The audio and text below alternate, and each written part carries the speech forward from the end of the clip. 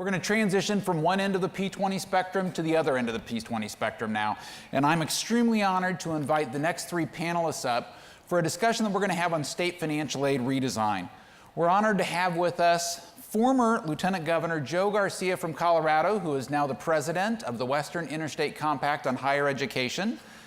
We're excited to have with us Teresa Lubers from the Indiana Commission on Higher Education. And we're also excited to have Zakiya Smith with us, who is here from the Lumina Foundation. If the three of you would like to come up on stage, I've got a couple of slides that I want to talk through as they're getting situated. And I talked about this in my speech yesterday, but the investment that states are making in state financial aid is an extraordinarily high investment. It's over $11.6 billion annually right now that's being invested. And it's a number that I think in many states, many policymakers may not know how much is being spent or how it's being spent. I think if we look at the next slide, it highlights an important issue on the number of students that are served. 4.5 million students are served with some form of state financial aid. And some of the questions that we're starting to get from states is, how can we have better flexibility for these funds? How can we help college students if we know that 25% of college students are over age 25? And more than 25% of our college students in America have children. This is not your traditional 19-year-old who's going off to the state university anymore.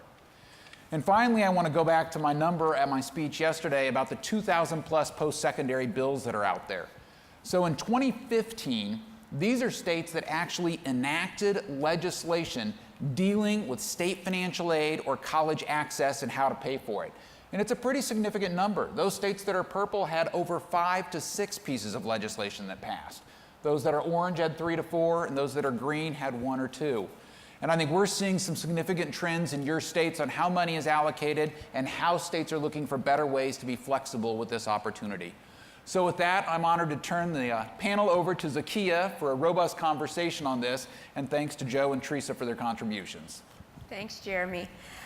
So we are going to talk about college affordability, and I am just so thankful for that inspirational opening talking about early childhood education, because we know that the magic of education doesn't end with little kids. People in America get second chances, and some people that never had the opportunity to have that moment with a teacher or with education get that all the way, get those additional opportunities. In higher education, I think sometimes we kind of assume that those special moments are gone, but they can, for so many students, be kind of a second chance and a gateway into learning again. So one of the barriers, though, is financial. And I want to just start by asking about your experiences, first in your states and then more broadly for lessons for people in other states or even for at the national level. And Joe, you've got one state experience, but so many more that you're now working with as president of WICHE. So I'll start with you and then ask Teresa kind of about what lessons have you learned from your states or experiences, and what things might we share more broadly? Thanks, Zakiya, I appreciate it, because in Colorado we have been struggling with this, just as I know everybody is here from all of the states. We know that costs for college keep going up.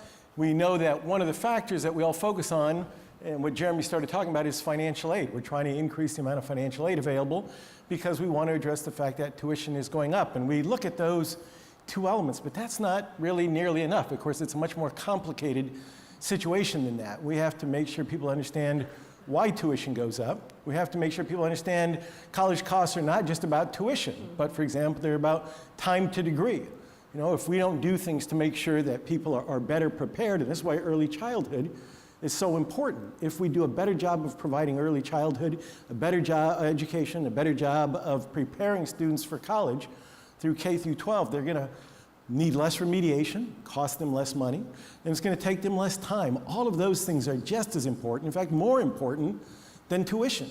Tuition isn't what really keeps people from finishing college. Financial aid isn't even the answer. It's one of the many things that we have to deal with.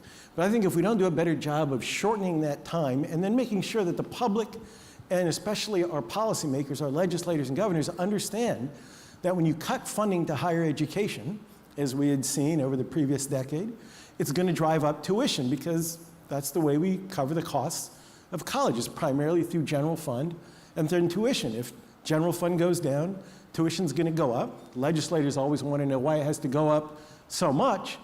why does it go up so much when inflation is very low? Well, the reason it does, and let me look at one slide here. I just wanted to present. Let's see if we can get that up there. No, not that one. Now, this is not very clear from where you are, but we look at the total costs of just the education general expenses. This is just for Colorado. It's about $2.8 billion. But of that $2.8 billion, only about this much, about $750 million comes from the state general fund. So what we looked at over here was we said, legislators, you need to understand that every year we have inflationary costs. And when we looked just at last year's inflation of about 1.8%, that's $56 million. And we've got to cover all of that inflation either out of the general fund or out of tuition. And so what we wanted to do was understand, make sure the legislators really understood it, why those things are so closely linked. And so we tried to come up with what we thought would be a simple chart, not so simple. And in fact, it didn't copy right, because this purple line here is supposed to illustrate that $56 million, just in inflationary increases. But for some reason, it's down here around 42 million. I can't explain why. It's supposed to be right on top of those. And what that's supposed to show that as that amount, just to cover that much, we need this $56 million hole to fill. And we can fill it either right here as we do in the orange with general fund, or over here as we do with tuition, or anywhere in between. And then what we ought to expect is tuition to go up on this in that range. Now, it's again very simple, and this is all stuff you understand because you guys understand the hydraulics of higher education funding. But we wanted to actually put that in the budget document, make that a footnote in the state's budget so they would recognize if we're not going to increase tuition at all, rather general fund at all, and we're going to be right there with a 0% increase, then all of that hole has to be filled with tuition dollars. So think about that. It is right there about 7 or 8% that we need to fill with tuition. That is a 7% increase in tuition to fill that hole. And again, legislators didn't always understand that. We think this is really important. One of the illustrations we used is if you raise salaries 1% for all the higher education employees in the state, that costs about $34 million. 1% salary increase. A 1% increase in tuition at all of the institutions across state generates about $10 million. So it's really about having to cover costs through tuition increases that aren't getting covered by general fund. And the legislature's answer has always been, well, we'll just cap tuition. They say you can do that, but you have to understand what that does to the institution. So that's what our goal was here. Now again, I'll try to wrap up quickly because I know we've got a lot to talk about, but we can't look at affordability just in terms of tuition. We've got to look at it in terms of preparation, time to degree, costs for debt, whether there is an adequate return on it. Is all debt bad? Well, we might expect that if we get a good return on our investment, we don't mind paying back some reasonable amount of debt if we have a credential that has some value in the marketplace. The real problem is when students don't get that credential at all. They run out of money or they're not adequately prepared, they give up, they take on debt, they spend our limited financial aid dollars, and they have nothing to show for it, and we have nothing to show for it. So again, that's why I think we need to be focused on what happens well before they get there so that we reduce costs for remediation. In Colorado, we really focused on that. And we wanted to reduce the amount of time students spend in remediation. Well, that's a function of both high school preparation, but then whether we can do co-requisite remediation when they're in college. We were able to save costs in 1 year of $10 million to the state and the students just by reducing the amount of time they spent in remediation. Now, of course, there's perverse financial incentives for institutions because for community college, it's not in their interest to reduce time spent in remediation. That's where their revenue comes from. So we need to change the way we allocate money so it's not based just on enrollment, but on completion, on success, so that schools are rewarded for moving students through more quickly. But again, we need to start earlier, and we need to think outside of that 4-year window. Most students, it's not 4 years anyway. We need to think about from the time they're born, what we do to prepare. We always talk about that. We talk about from cradle to college. We know that those critical 1 to 3 years are important. I think, frankly, what happens before that is important. What happens when we provide support to parents and communities that are low income and generally not successful in college? We need to think not college to career.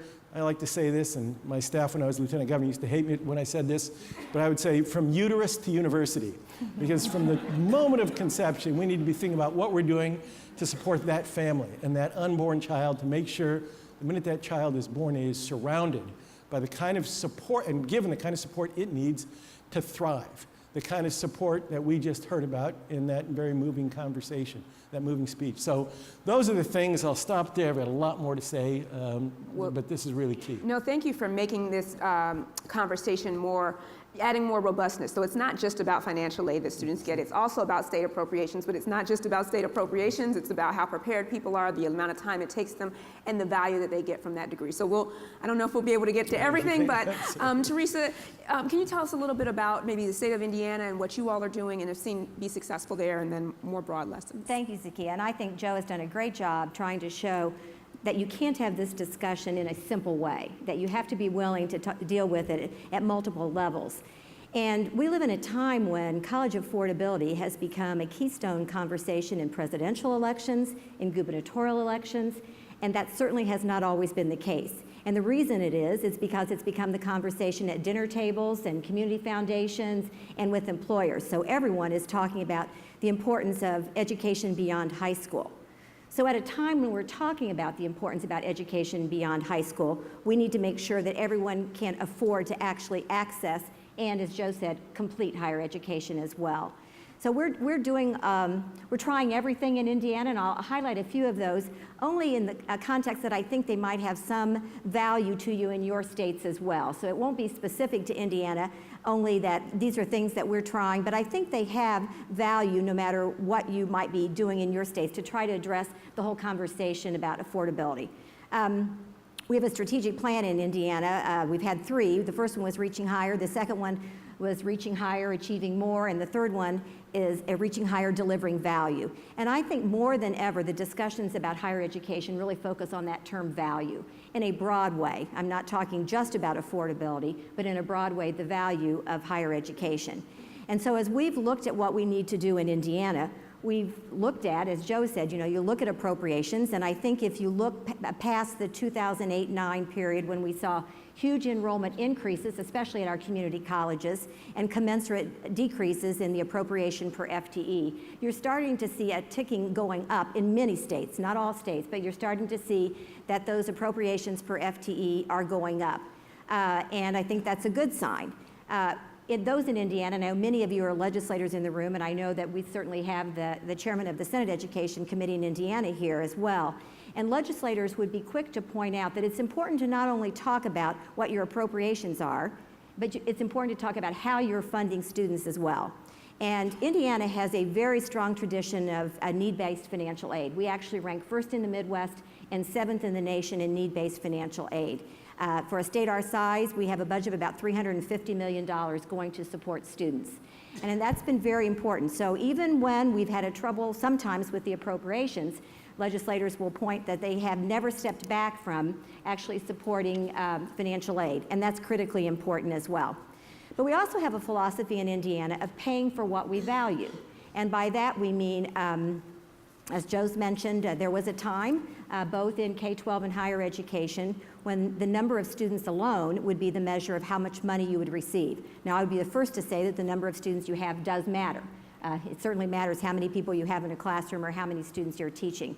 But when we looked at what we needed to do in Indiana, which was to change a culture and redesign a state's economy around education and training, we knew that we needed to do several things, and among those, we needed to change the number of degrees that we were creating every year. We needed to have more students who could graduate on time. We calculated that an additional year of college came with a price tag of about $50,000, and that's a minimum. I've seen calculations much higher than that. And so we tried campaigns like the Hawaii campaign, 15 to Finish. We've seen huge responses in the number of students, double digit and more of the number of students who are now taking 15 credit hours a semester.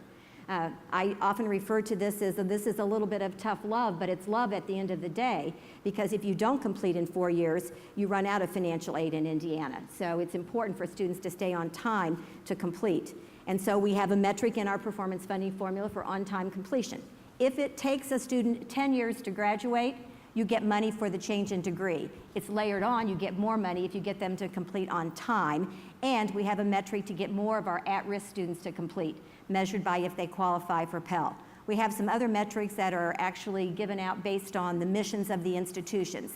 But we think at an institutional level, the state needs to pay for what we value. We need more students to complete, we need more of them to complete on time, and we need more of our students who are at risk to complete. But then the commensurate of that is, what are we saying to students about what they need to do at the same time? So yes, we're sending the message that you need to complete on time, and we've redesigned our financial aid to make sure that it does that. So you get the maximum aid if you actually are on target to graduate on time. But we said, we know that a lot of your life gets in the way, so sign up if you're a full-time student. Now, I'm not talking about students who are coming in to take 6 or 9 credit hours, but if you're a full-time student, sign up to take 15 credit hours. If you drop a course, which many of you will, you'll still get some financial aid, not as much, but we'll look at this now for the whole calendar year, not 2 academic semesters, and you can make up that course in the summer. So we've sent a lot of signals to students about what they need to do to be on target to complete and to complete on time. As Joe said, the worst possible thing when it comes to affordability at a personal level is you invest this money no matter where it came from, because even if you get state aid, you're probably likely borrowing other money, and at the end of the day, you don't complete, so you leave with debt and no degree. So I think the focus that every state has on completion is critically important and needs to stay the focus. We've also tried to provide greater information to our students and our families about the cost of college, predictability, transparency. Our 2 major institutions, Indiana University and Purdue University, actually have instituted policies, as have our other state universities as well, because the legislature required it, that they need to provide annual debt letters. And you know, it's amazing when students know that actually they're going to have to pay this back, and they're going to have to pay it back on a monthly basis, and they see what they're going to owe every month.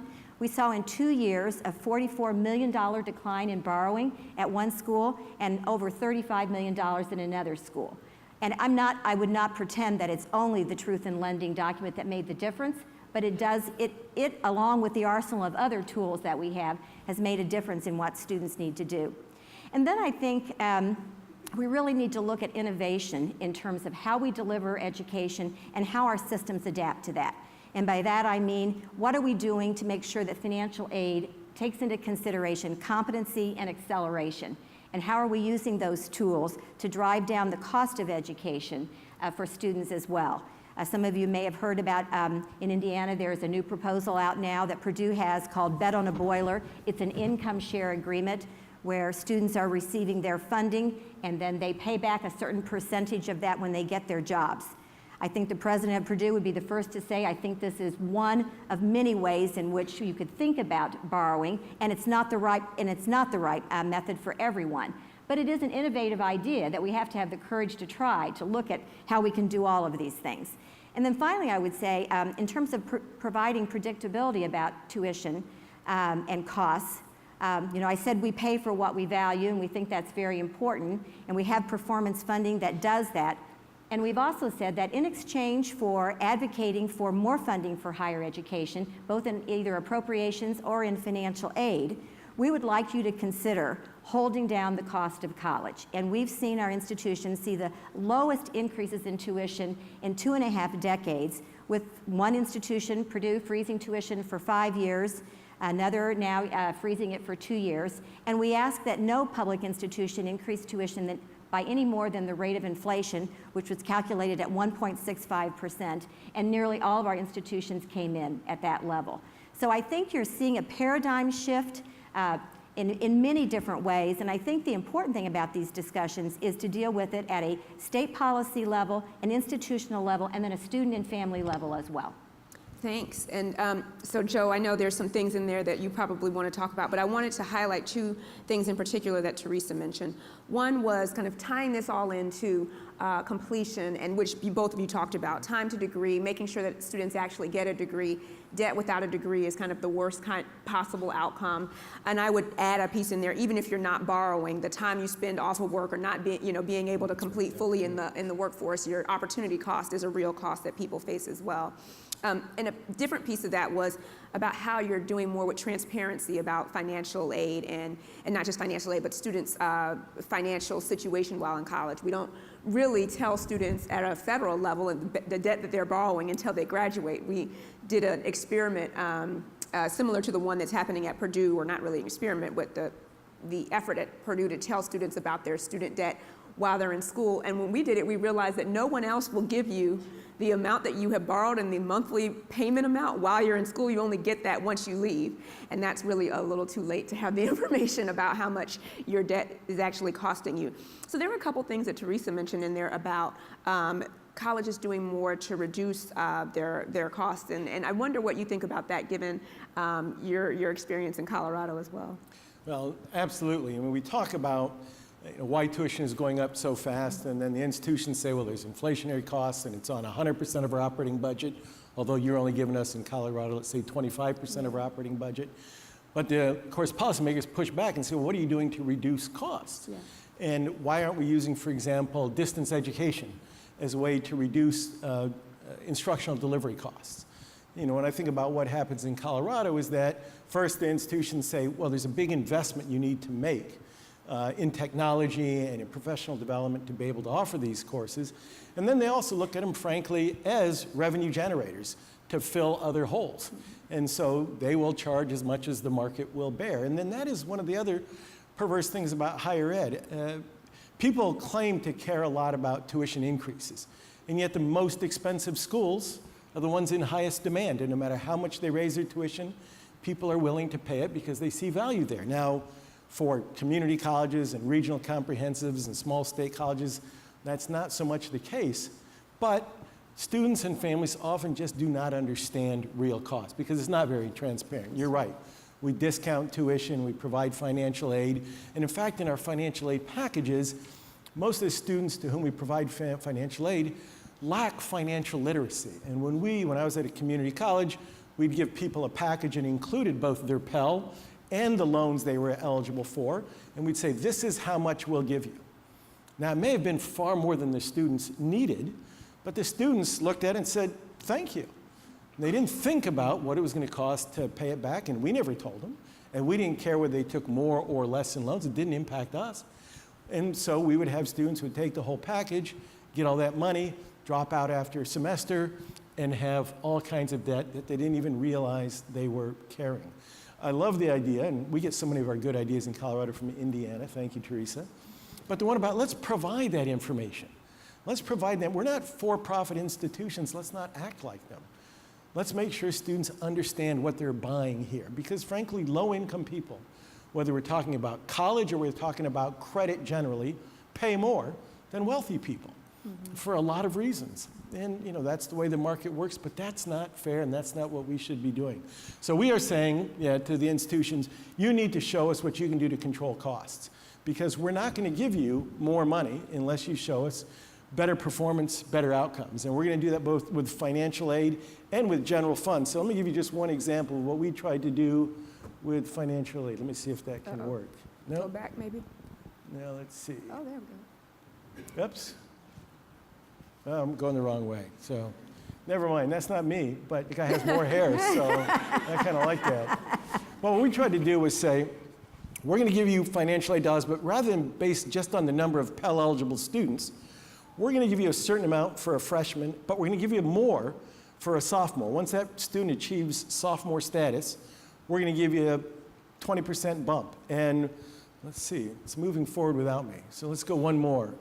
So that's how much we increase financial aid. Let's go to the next one. Can we go to the next slide, whoever's running this show? There. And so what we see is we're going to give you a little bit more each time a student makes progress towards the degree. And then, in fact, for an advanced senior, we're going to give you less because we want you to get students out in 120 credit hours. But this is a financial incentive for institutions to care about progress towards degree, why they should get students to go full-time, why they should provide them with the support they need to make progress towards that degree. So what we saw made a real difference in institutions that had a high number of Pell-eligible students but who didn't move on to their second year. They started getting less and less money. They needed to be focused on outcomes. And we want them to do that with general fund. Why shouldn't we want them to do that with state-based financial aid? And I would mention another state policy that will help in terms of getting students to complete on time. A few years ago, we looked at the issue of credit creep in Indiana, and we discovered that 90% of the degrees and programs exceeded the 120 credit hours for a 4-year degree or the 60 credits for a 2-year degree. And it happened over a period of time, and sometimes for good reasons. You would creep up to 124, 128, but the reality is you were no longer on the target to graduate on time. And so we basically passed a law that said unless accreditation or certification of some kind or a clear benefit to the student could explain why you needed to exceed that standard, we would not, as a commission, be approving degrees and programs that exceeded it. In 2 years, 90% of the degrees and programs came in at the 120 or 60 credit hour standard, which meant that it came with a price tag of about $35 million a year savings to students and families. And that's just by really designing and thinking about the students and how much time it's going to take them to finish these, which is not always the case when people are designing the programs at the academic level. There's not always that connection, right, to what the impact is on students.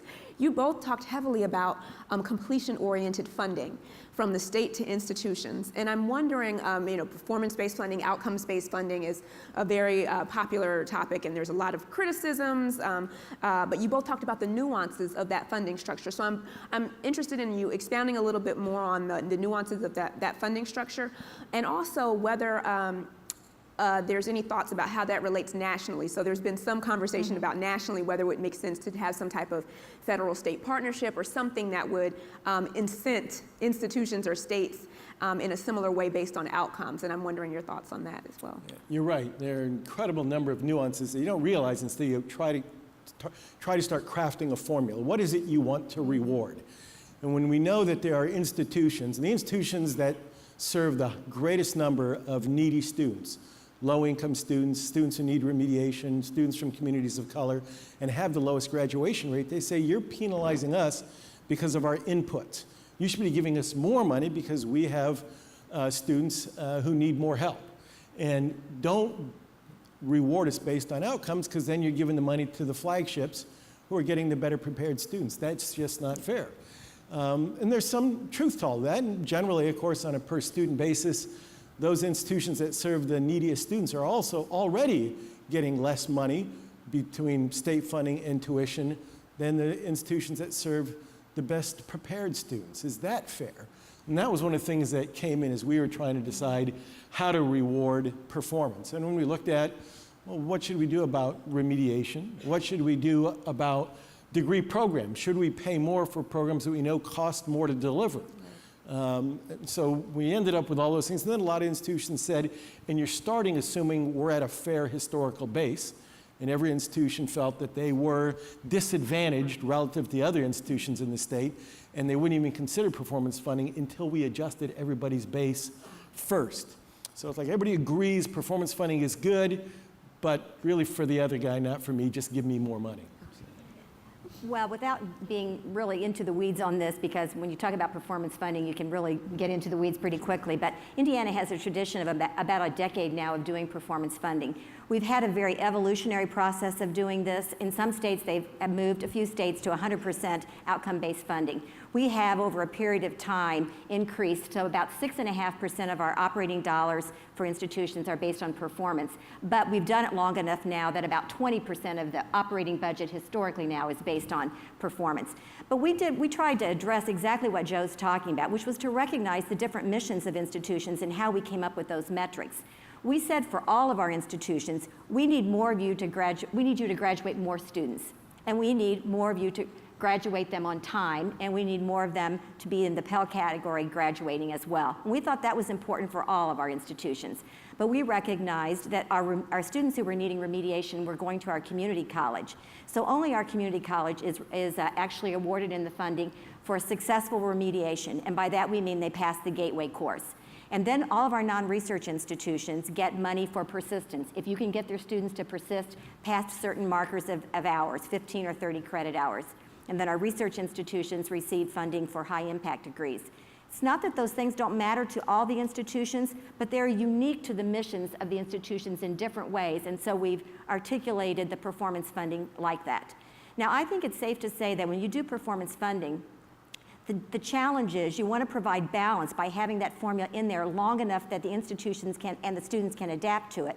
By the same token, you want to be able to be willing to look at it and change if you need to change by that it's not doing what it needs to do or you've reached a certain level. So we're constantly doing that, trying to get the balance. But at some point, I do think you need to be able to move to a place where you can sustain the concept of paying for what you value as a state, whatever that might be, and adapt your performance funding formula to that. I add one more thing, Zakiya, and that is, when you're thinking about what you want to reward, I think it's not just outcomes, but outcomes for whom? And one of the things we try to do is say, look, we know we're still giving a lot of money based on enrollment, we're giving other money based on performance, and we want to provide a kicker. We'll give you more money for the Pell-eligible student, both on the enrollment side and on the completion side, so that there really is a recognition of increased costs for serving those students. Then we tried to add in what we call underrepresented students. So we looked at African American, Hispanic, and Native American students who had, whether they were Pell eligible or not, lower or poorer outcomes. And we said, we want to pay extra for that. That did not go over well with our legislature. They were like, not just no, but hell no. Don't even ever raise that again. We are not going to. And we were saying, it's not like, and there's, why are we going to give a black student more than white students? Well, you're not giving any money to the student. You're giving money to the institution, recognizing what the data tell us. That is very clear, that we have a poorer performance record with these students. So if we want institutions to pay attention to it, why shouldn't we fund it?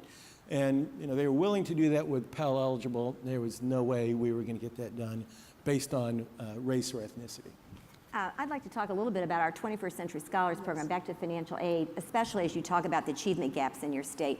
We've talked a lot at the breakout sessions on Promise programs, and Indiana celebrated last year the 25th anniversary of our Promise program, which is really designed for first-generation students in the state. We really are in the process of changing a culture of a state where it was a rational decision in the past not to have a high degree of education because you didn't need it for the jobs that were there, like many of your states. And we know that that's not the case anymore. And so in order to do that, we really needed to look at first-generation students. We have 110,000 students from 7th grade, about 118,000 from 7th grade sign up to those who are in college. We've had 70,000 students who have benefited from the 21st Century Scholars Program. And it is a very generous program. It's a first dollar, not a last dollar, and it pays for full tuition, a 2-year or 4-year institution. But it has been a game changer for our state because it wasn't designed just as a scholarship program. It was designed as an aspiration, preparation, scholarship program, getting students and families to believe and aspire to go to college and believe they could go, use those 4 years in high school to prepare them so they didn't need remediation when they got there, and then provide the funding to make it possible for them to do that. So I think if you're looking at thoughtful ways to actually use financial aid, you can also tie that to policies that work. So we looked at it and said, we're going to require a 2.5 grade point average because we discovered that those between a 2.0 and a 2.5 were not succeeding in college. And as soon as we established that, we saw more people having the 2.5. So I think I mention this because it's so important to integrate, and this is why ECS is so interesting to bring together as a group, I think, to integrate the policies and the people who put those with the policy makers, with those who are actually implementing those policies at the colleges and universities together. And ECS does a really good job of doing that. And it really is about changing a culture and the leadership to do that. And that's why you mentioned about the federal-state relationship. We're a pretty strong state, and we like states. And so we really think that it's important for governors of states to lead on these issues. So you brought up Promise programs, and I'm glad you did because I don't feel like we could finish a panel about affordability without talking about the recent kind of promulgation of Promise programs or free college. Sometimes it's hard for me to distinguish what's a Promise program, what's free college, et cetera. But could you both talk a little bit about that? I mean, the 21st Century Scholars Program has been around for some time, has a proven track record of success. And Joe, there's all of these programs coming up across not just Western states, but all over. Can you talk about what potential Promise, I shouldn't use the word promise, positive outcomes of these programs, and then some potential pitfalls? Let me start with the pitfalls, Okay. because it's a really interesting case. I mean, we all want to see college made more affordable, and we want to be able to tell students that if you graduate from high school and do well, we'll pay for your college. But what we really want to do is use our limited resources to change outcomes. And if we are giving everybody a scholarship, we're not changing outcomes, at least not to the degree that we could. We need to target those resources. You know, in Colorado, when we wanted to increase state need-based aid, we had to compromise with a certain wing in the legislature that said, no, we like merit scholarships. And as try as we might, we could not convince them that that's not really a good way to spend your money. What we are doing is giving rewards to students who are going to go anyway. We weren't changing behavior. Right. We want to change behavior. We want to get students to go and complete who otherwise wouldn't. And as long as we're targeting promise programs that way, that's a good thing. But again, Colorado, and many of your states may be the same, didn't have enough money to come close to serving all the students with needs. So what we tried to do is create a promise or a bunch of local promise programs. We would provide some state money as a match and encourage local communities to find money through local initiatives, local foundations, local property tax or sales tax agreements, and saying, you guys fund your kids. Mm-hmm. And let's try to build those, a proliferation of those across the state so that we could get private dollars, other local dollars to match state dollars to serve more needy students. But the key is serving needy students, not every student. And Promise does that, the 21st Century Promise. It does, and I just came from one of the sessions and we were talking about this, the concept of promise programs as well. And I think every state, you know, we each have our own eccentricities as state, and we have to, you know, guide these policies around what would work for our state. I think it's important to actually talk about adult promise programs, which we've talked about before, not just the students going straight from high school. And then I do think, and Joe and I might have to have a conversation about this, but I do think there is a very legitimate discussion in many states about middle income and lower middle income families being able to support themselves to go to college, their kids to go to college. I think I hear about it a lot from legislators who say, you know, we've been really good about providing funding for low income and if you're wealthy enough, but what about those families who are struggling and are really borrowing lots of money? We've worked a lot with the 529 plans and really tried to promote 529 plans in Indiana to provide, you know, transparency so people know what they need to have. Back to this, you know, how much do you need to borrow, save right now to have enough to go to college? I think those programs are important as well. But I would be honest to say that we're on the cusp of figuring that out, and I honestly don't have a good answer when someone says, what are we doing to really help lower middle income families to know that they're going to be able to afford to go to college without having what is in Indiana $30,000, which is the average debt. We would never say don't borrow, for example. I think there is wise borrowing that takes place. We do a return on investment report in Indiana, which clearly shows what it costs, how much it would cost after aid, what your average debt is, you know, what you might be likely to make as the quantitative value metrics of higher education. And then we use the Gallup index to use the qualitative metrics that show the value of higher education as well. I think all of that kind of information is important for families to know how they can, in fact, do where I started this conversation, which is know that at a time when higher education is more important than ever, they can actually afford it. Thanks. And in just a minute, we'll go to questions from the audience. But the kind of last piece that I wanted to get your thoughts about a little bit are just the non-traditional students is not the right word, adult students, et cetera, but and the unique financial pressures that they face. So it's not just tuition and fees, it's not just time to degree even.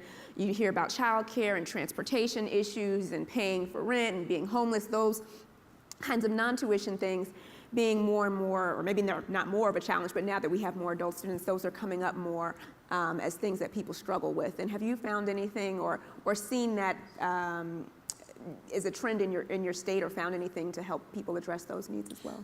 You know, candidly, no. I mean, it's hard to get people to recognize that that is a very serious population. It's a huge population out there, and it is an increasing percentage of the total number of college students, but we don't have programs that serve them well. You know, generally they're going part-time, they're working, they have some income, but they also have other expenses, childcare, transportation. One of the suggestions someone else made at an earlier session was we've got to engage employers. If they are working for a company, we need to engage those employers and say, this employee will be of more value to you. You need to pay, and we can delay billing until they complete a semester or a program, but we want you to pay. But we in Colorado have not come up with any great solutions for that. I'm sure Teresa has. No, no, that's kind of you to say, but no. But I do think this is one of those places where the alignment between education and your workforce development offices are really important, and the use of WIOA dollars and all the ways in which there are some federal dollars out there that can help in supporting some of those. You know, we've had these silos, not just between K-12 and higher education, which are coming down and being blurred, but I think the silos between higher education and workforce and career development are actually blurring as well. And so that actually has spilled over into a blurring of how we use the dollars as well to support adult students in a more holistic way. And I'll just pub Lumina for a second. We work around what we call comprehensive benefits access, which is the idea that in colleges, it doesn't necessarily take more than your actual administration of it, but just connecting people to whatever resources may be there. So if there's a food pantry somewhere and people need that, we're doing more and more to try to train colleges of how to connect people with the resources that already exist, because it goes beyond what I think a normal financial aid administrator would think is their job, right? You're not just giving them a Pell Grant or administering a student loan. You're connecting them to if they're eligible for SNAP benefits or something like that in their communities. So maybe we'll see more of that if we can blur these lines and get people out of the silos in which they work. Are there questions from the audience about Way in the back things? there. Okay, oh, yes, I see you waving your hand, yes. Thank you. Senator Howard Stevenson from Utah. Just a couple of points that I'd like your reaction to. First off, in his book, The End of Average, Todd Rose from Harvard points to the fact that at the end of a college degree, if we don't at least have a job that suits us, that college degree has not accomplished what most people intend. And it seems that a lot of people drop out and don't complete because they realize that the path they have started on is not going to give them that job. And so it seems to me, as part of making college affordable, we need to make sure that students know before they go what those opportunities are for a job at the end of the pipeline. Secondly, as far as the 529 plans go, those are being utilized by a lot of people who can afford college. But for those who can't, those people of lesser means who are living from paycheck to paycheck, it seems to me that we state legislators in the room ought to make sure that we treat college tuition paid and even college expenses with the same tax-free status that we do 529 plans that are people of greater means. That if you're paying expenses toward college, you shouldn't be paying income taxes on those expenses, so that you're treating it as a virtual 529 plan, even though you haven't saved it ahead of time. So I'd just like to have your reaction, first of all, on the alignment, and second of all, on the tax policy of tuition.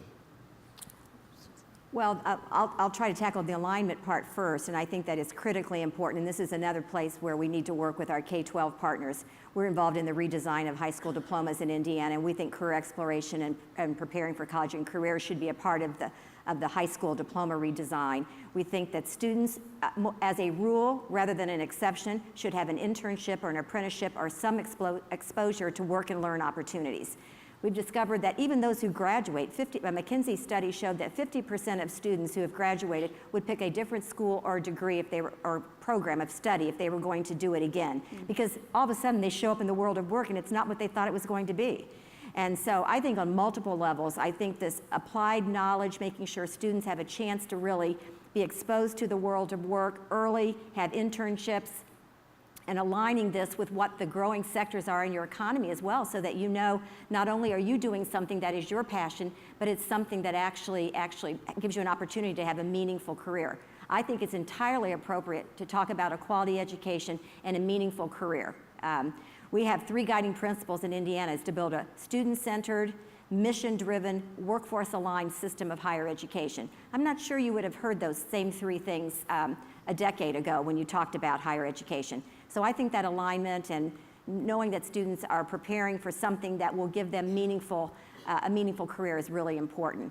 The implications of tax policies, I'm not sure I'm prepared to totally speak about. What I would say about 529 plans, while in fact you are absolutely correct in that they tend to be used by folks who are at the higher end of the middle income to the higher income, what we're trying to do in Indiana is to drive through match programs for everyone in school, starting with a 529 plan, regardless of what your income in.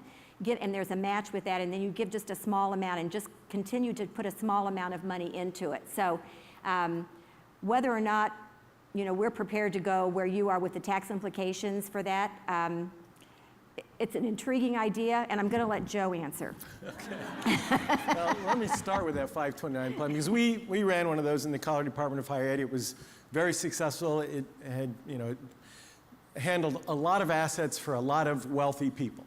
And we used to say, people who have 529 plans, their kids are 7 times more likely to go on to college. And I push back and say, well, even if they didn't have the 529, we are talking about people at the middle and upper income levels. Their kids are going anyway, and it's not causation really at all, it's correlation. So how do we get more low-income people to invest in those plans if they don't have money to invest? And one is to say the state, and we were trying to do it through the Department of Human Services, would sort of set up plans for low-income families every time a child was born with some small investment, which we would then want families to match. The other thing we'd created was an income tax refund program where we said, instead of collecting that income tax refund, you can direct any or all of it directly into a 529 plan, which we will set up for you. We're trying to make it easy to get people to have even small 529 plans, because if they do put some money in those plans, they are thinking from an early age of their kids, they're thinking about college, and part of it is mindset. It's thinking about, what do I expect from my child? So we hope those things will make a difference. We were not able to reduce the tax benefits for the wealthier folks in order to provide more opportunities for low-income folks. Frankly, we couldn't get that done legislatively because the middle and upper middle-income people have a lot of clout in the legislature. On the other piece, making sure students are informed. How many students, how many of your own kids went to college with the idea, I'm going to be a business major or an engineer, and then changed to sociology or classics or something else because, they really took a course that excited them, and they weren't thinking at the time about, where is this going to lead? We have, and many of the states now have it, they're linking their higher ed data with their Department of Labor and Employment data so that we can see, if you graduated from this institution with this degree, what are your first-year earnings? What are your earnings after 5 years? And how does that compare a history major to a business major to a classics major or a philosophy major? And then how can we compare institution by institution? If you're a business graduate from University of Colorado versus Adams State College, which costs much less, are your earnings dramatically different? But we need to push that information out to students and families before they enroll, before they decide what major to take, and before they decide whether they want to change that major. That's not to say we don't want kids to take liberal arts degrees if that's what really excites them. But we want them to know what the likely job prospects are in their first year, in their 5th year, in their 10th year upon completion, and what the prospects are of them being able to repay their debt. It's about information. I always like to point out when people talk about majors, the top 2 majors for colleges are business and psychology. And some people are majoring business because they think they're going to be business people and do something. It's not the highest earning major, but I think it's helpful. I think the idea to give students more information can never be bad. We're in education, right? Exactly. We talk about STEM, and we think STEM is good and pays more, but what we learned is, well, that's true for some STEM educations. When we looked at biology as opposed to computer science, it's dramatically different at the undergraduate level.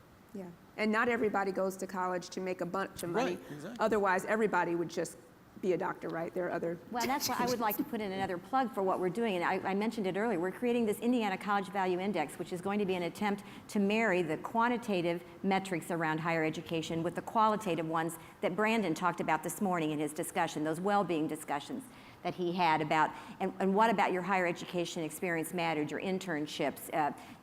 It does matter how much debt you graduate from college with too, and then putting this together in a value index for higher education, because we would be the first to say, it's not the measure of a meaningful life is not in the amount of money you make, but there are so many other ways in which you measure.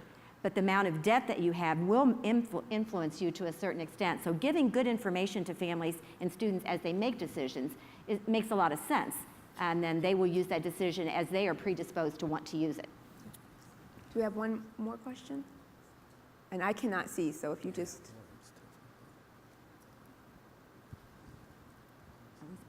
No?